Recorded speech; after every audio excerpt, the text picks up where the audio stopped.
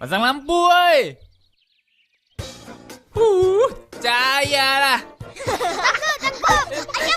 Ayam!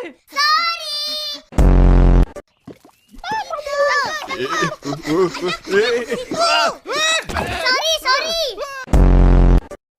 Suka tak cerita kita orang? Nak dengar lagi? Suka-suka, tapi tak mau dengar lagi.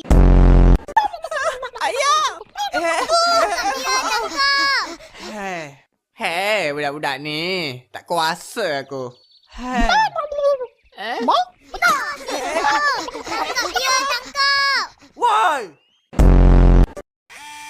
Hui, besarnya bulan. Mana? Ini kira Kak Ros